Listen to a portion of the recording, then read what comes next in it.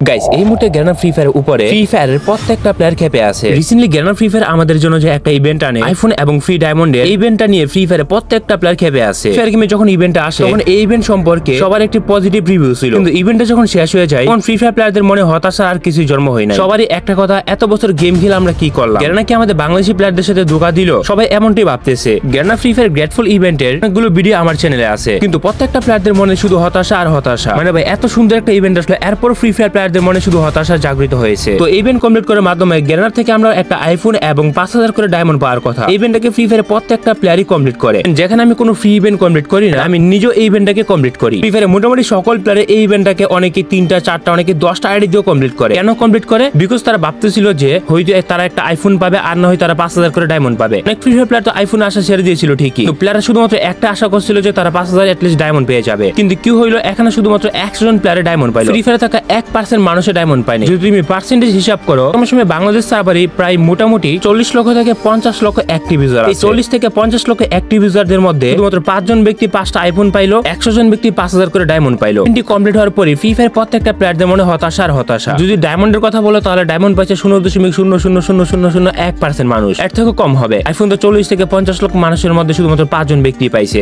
Free fire এই ইভেন্টে free ফায়ারের প্রত্যেকটা প্লেয়ারের মাথায় একটা রাগ আছে গ্যানার প্রতি, এতটাই রাগ যে গ্যানার ফ্রি ফায়ার প্রতি অনেকেই দেখা যেতেছে ইভেন্ট নিয়ে ফ্রি ফায়ার খেলা ছাড়ে দিতেছে। এটা খুবই আনএক্সপেক্টেড ছিল। এর আগে ফ্রি ফায়ার প্লেয়ার একটা ইভেন্টকে এত বেশি হেড করে না। ইভেন্টটা যখন দিল তখন বাংলাদেশি প্লেয়াররা অনেক খুশি ছিল, তাদের জন্য সর্বপ্রথম এত ভালো একটা ইভেন্ট নিয়ে আসে গ্যানা ফ্রি ফায়ার। গ্যানা ফ্রি ফায়ারে বড়সড় একটা পরিবর্তন হয়েছে, সেটা কি তোমরা লক্ষ্য করছো? যদিও ফ্রি ফায়ার গেমে এটা একটা ফ্রি ইভেন্ট ছিল, তারপর ফ্রি ফায়ার ইভেন্টের প্রতি ফ্রি ফায়ারের বেশি এক্সপেকটেশন আমরা করে ফেলছিলাম। অলমোস্ট আমরা সবাই মনে মনে এটা ভাবতেছিলাম আমরা আইফোন না পাই এটলিস্ট ডায়মন্ড তো পেয়ে যাবো। শিওর যে তোমরা যারা যারা এই মুহূর্তে ভিডিওটা দেখতেছো অলমোস্ট 90% মানুষ এটাই ভাবছো। আইফোনের আশা তো মোটামুটি সবাই ছাইরা দিছিল, ডায়মন্ডটা পাওয়ার জন্য হলো এখানে স্পিন করছে, কিন্তু গ্যানা ফ্রি ফায়ার সবার আশা ভরসা পূরণ করতে পারে না। এর শুধুমাত্র কিছু সংখ্যক মানুষ ডায়মন্ড পাইছে, আবার কিছু সংখ্যক মানুষ আইফোন পাইছে। তবে তোমরা কি একটা বিষয় খেয়াল করেছো, আজ থেকে 1 বছর আগে যে ফ্রি ফায়ার আমরা কোনো ইভেন্ট দেখতে পাইতাম আমরা বাংলাদেশ সার্ভার নিয়ে, সেই বাংলাদেশ সার্ভারে এখন বাংলাদেশিদের জন্য আইফোন দিতেছে, ডায়মন্ড গিভওয়ে করতেছে গ্যানা ফ্রি ফায়ার। এবং বাংলাদেশি প্লেয়ারদের দিয়ে তারা অ্যাড পর্যন্ত বানায়। এই অ্যাড বানাতে তো গ্যানা ফ্রি ফায়ার 20 থেকে 30 লাখ টাকা হয়তো খরচ করছে, কিন্তু 5টা আইফোন দিতেছে, যেখানে 10-15 লাখ টাকা এখানে গ্যানা খরচ করতেছে। তাছাড়া কিন্তু 5 লাখ ডায়মন্ড সবাইকে দিল গ্যানা ফ্রি ফায়ার। এখানে রমাদান স্কট কাপ বলো, আমাদের গ্রেটফুল টুগেদার ইভেন্ট বলো, গ্যানা ফ্রি ফায়ার যে আমাদের বাংলাদেশি প্লেয়ারদের জন্য এত সুন্দর অ্যাড বানাইলো, এই সবগুলো কিন্তু বাংলাদেশি প্লেয়ারদের জন্য ডেডিকেটেড করা। এই একটা অ্যাড বানানোর জন্য সিঙ্গাপুর অথবা থাইল্যান্ড, ভিয়েতনাম থেকে টিম আসে এবং বাংলাদেশি মানুষদের দিয়ে এই অ্যাডটা বানায়। এখন কথা হইতেছে আইফোন এবং ডায়মন্ড গিভওয়ে করে কি গ্যানা ফ্রি ফায়ার প্রধান লক্ষ্য ছিল? এটা সম্পূর্ণ একটা ভুল। এইখানে গ্যানা ফ্রি ফায়ার একটা বিজনেস স্ট্র্যাটেজি আছে। প্রথমত যদি দেখো রিসেন্টলি কয়েক মাস ধরে গ্যানা ফ্রি ফায়ার বাংলাদেশি প্লেয়ারদের জন্য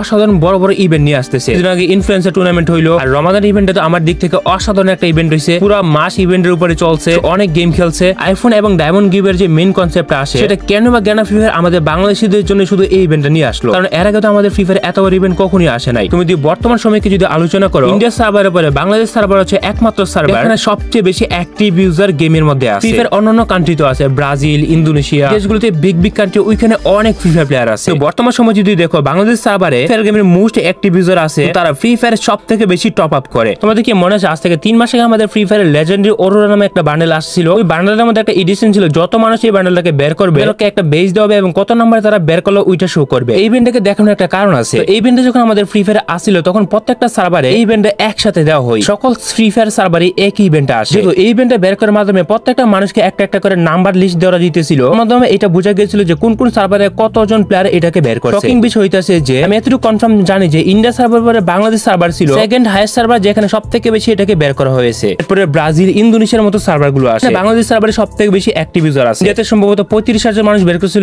বাংলাদেশ সার্ভারে 25,000 মানুষের মতো। এটা বলার কারণ হচ্ছে যে বাংলাদেশ সার্ভার হচ্ছে সেকেন্ড হাইয়েস্ট সার্ভার, যেখানে বর্তমানে সবথেকে বেশি অ্যাক্টিভ ইউজার আছে। আর যেহেতু অন্যান্য সার্ভারে ফ্রি ফায়ার প্লেয়ার কমে যেতেছে এবং বাংলাদেশ সার্ভারে ধীরে ধীরে প্লেয়ার বাড়তেছে, বাংলাদেশ সার্ভারের দিকে গ্যানা ফ্রি ফায়ার একটু চোখ পড়েছে। দেখো এখানে আইফোন এবং ডায়মন্ড গিভওয়ের মূল উদ্দেশ্য ছিল যে আমাদের ফ্রি ফায়ার গেমে বাংলাদেশ সার্ভারে ইভেন্টের একটা হাইপ তৈরি করা, যেখানে বছর পর বছর আমাদের যেখানে কোনো রিজিওনাল ইভেন্ট দিত না, কিন্তু বাংলাদেশি প্লেয়ারদের জন্য রিসেন্টলি গ্যানা বড় বড় ইভেন্ট আসতেছে, বড় বড় অ্যাড শো করতেছে। অন্যান্য সার্ভারের মতো বাংলাদেশিদের জন্য বাংলাতে ভয়েস প্যাক আসতেছে। এখন এক কথা যদি বলি, this is not for only giveaway. Basically বাংলাদেশে যারা ফ্রি ফায়ার খেলা ছেড়ে দিচ্ছে অথবা যারা নতুন করে খেলতে চাইতেছে, বেশি খেলার উৎসাহ জাগানোর জন্য আসলে ফ্রি ফায়ার গেমে সুন্দর সুন্দর ইভেন্ট গুলো আসতেছে। তবে তার আগে গ্যানা ফ্রি ফায়ার সর্বপ্রথম আইফোন গিভওয়ে করছিল শুধুমাত্র পাকিস্তান সার্ভারে। পাকিস্তান সার্ভারে যখন সর্বপ্রথম সার্ভার লঞ্চ করছিল তখন পাকিস্তান সার্ভারে একজন প্লেয়ারকে একটা আইফোন গিভওয়ে করে এবং ফ্রি ফায়ার গেমের সিজন 1 থেকে 10 পর্যন্ত সকল ইলাইট পাস একজন প্লেয়ারকে দিয়ে দেয়। এটা শুধুমাত্র একটা ইভেন্টের মতোই দেখতে হবে। ফ্রি ফায়ার প্লেয়ারদের এই ইভেন্ট থেকে অনেক আশা ছিল ভালো কিছু পাবে, তো অনেক অনেকেই ভালো কিছু পায় নাই, যদিও ফ্রি ফায়ার প্লেয়ারদের আশা প্রত্যাশায় আরো একটা বড় দিক হচ্ছে যে তবে ওয়েট গাইস, তোমরা যারা বাংলাদেশের মধ্যে 100% ট্রাস্টেডের সাথে ফ্রি ফায়ারে ডায়মন্ড টপ আপ করতে চলে যাও ফেথ টু টপ আপে। এখানে তোমরা বাংলাদেশের মধ্যে সবচেয়ে কমে ফ্রি ফায়ার ডায়মন্ড পেয়ে যাবে। এই সাইডে তোমরা উইকলি মান্থলি থেকে শুরু করে কিছু প্রায় অন্য সাইডের তুলনায় অনেক কমে পেয়ে যাবে। আর বেসিক্যালি আমি অলওয়েজ এখান থেকে টপ আপ করে কোনো রকম ঝামেলা ছাড়াই তো গেম ইউআইডি দিয়ে নিজের ডায়মন্ড নিজে টপ আপ করে নেওয়া যায়। সত্যি বলতে প্রাইস কম থাকার কারণে আমি নিজেই করি, লিংক পিন কমেন্টে দেওয়া আছে।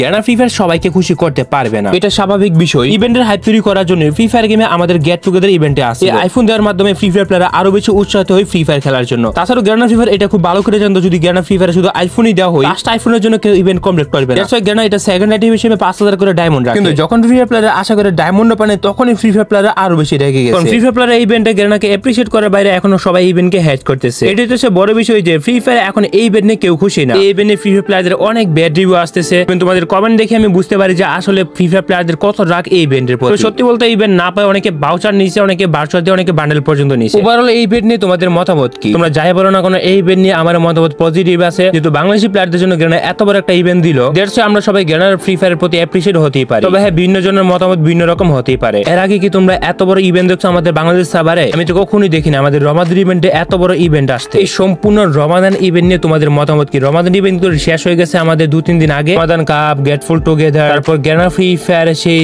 রিডিম কোড গিভওয়ে, বলতে গেলে পুরো মাসটা আমাদের ইভেন্টের উপর দিয়ে গেছে। একটা বিষয় ফ্রি ফায়ার আইডি ইস্যুস নিয়ে। ফ্রি ফায়ার গেমের আইডি বাইন্ডার অপশন আসার পরে এটা নিয়ে অনেকেরই অনেক ধরনের প্রশ্ন। ফ্রি ফায়ার আইডি বাইন্ড নিয়ে আমাকে ইনস্টাগ্রামে এবং মেলে এমন কিছু প্রশ্ন করেছে, এটা আমি নিজেও কয়েকবার কনফিউশন হয়ে গেছি। না, এটা কি বলতেছে, তাদের প্রবলেমটা কি হইতেছে? এই জিনিসটা যদি সহজভাবে বুঝো তাহলে একদম সহজ। অনেকে বলতেছে আইডি হ্যাকার পর আনতে পারতেছে না, অনেকে আবার দেখা যাইতেছে সিক্রেট কোড ভুলে গেছে, এরকম আমাকে এরকম প্রশ্ন করছে। আমি আরেকটা কথা তোমাদেরকে বলে দিই, ফ্রি ফায়ার গেমে আইডি বাই সেল করা একদম এলাও না। ফ্রি ফায়ার এক আর্টিকেল এটাকে টোটালি ভায়োলেন্স হিসেবে ধরে। তারপরে কিন্তু ফ্রি ফায়ার প্লেয়াররা ভালো না। এই বিষয়ে তোমাদেরকে সবথেকে বেশি সতর্ক হতে হবে। গেমের মধ্যে তোমাদেরকে অনেকে অনেক ধরনের লুপ দেখাতে পারে, লাইক টুর্নামেন্ট খেলার কথা বলে, বন্ধুত্ব হয়ে আবার অনেক ছেলেরা মেয়ে বয়েজদের ছেলেদের থেকে আইডি নিয়ে নেই। যখনই দেখবা যে কেউ স্ক্রিনশট আসতে চাইতেছে তখন ওইটা আরো বেশি অ্যাভয়েড করবা। কেউ যদি বলে স্ক্রিনশট দেওয়ার জন্য তাকে সাথে সাথে ব্লক করে দাও। তারা বিভিন্ন উপায়ে তোমাকে কনভিন্স করবে। অনলাইনে কাউকে ট্রাস্ট করবা না। 2-3 দিন পরিচয় অনলাইনে কাউকে ট্রাস্ট করবা না। আমি শিওর তোমাদের থেকে এরকম অনেকেই আইডি হাতে নিয়েছে। কার কার সাথে এমনটা হয়েছে কমেন্টে বইলো, তাহলে দেখা যেতেছে যে বাকিরও সতর্ক হতে পারে। যদি এই বিষয়ে একটু সতর্ক হও তাহলে তোমাদের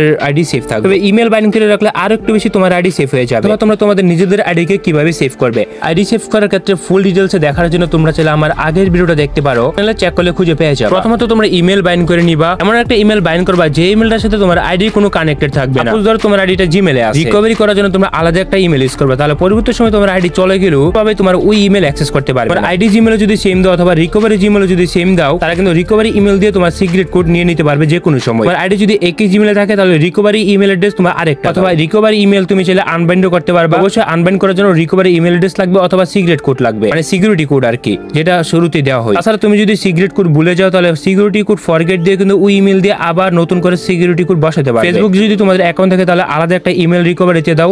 এটাই তো বড় বিষয়। এবং কিভাবে রিকভারি করতে হয় ওইটাও একদমই যে আগের ভিডিওটা দেখলে তোমরা বুঝতে পারবে। পরে কোনটাতে রিকভারি ক্লিক করলে তোমরা এখানে রিকভারি করে অপশন পেয়ে যাবে। রিকভারি ইমেল অ্যাড্রেস দিতে হয়, তারপর ভেরিফিকেশন কোড দিয়ে কনফার্ম করলে এখানে 4টা অপশন চলে আসে, ফেসবুক, বিকে অথবা টুইটার অথবা জিমেল বা গুগল, এক কথা আর কি। তো তোমার এটা যদি ফেসবুকে থাকে, তুমি যদি এখানে গুগলে ট্রান্সফার করতে চাও, গুগলে ক্লিক করে নতুন একটা জিমেল দিয়ে তোমরা ওই জিমেলে ট্রান্সফার করে ফেলতে পারবে। করার সাথে সাথে ফেসবুক আইডি থেকে ওই জিমেলে ট্রান্সফার হয়ে যাবে এবং ফেসবুক থেকে ওই আইডি রিমুভ হয়ে যাবে। আইডি বাইন্ড অথবা রিকভারি ইমেল অ্যাড্রেস অ্যাড করে রাখলে কখনোই তোমাদের আইডি হারাবে না। ওই ছেলে যদি আগে থেকে ইমেল অ্যাড্রেসটা ভেরিফাই করে রাখতো তাহলে কিন্তু তার আইফোন আর অন্য কাছে চলে যেত। এটা সিকিউরিটি অনেক হাই করেছে, কেউ চাইলে কিন্তু কারোর নিতে পারে না। তাহলে কোনো সমস্যা থাকলে কমেন্টে আমাকে জানাতে পারো।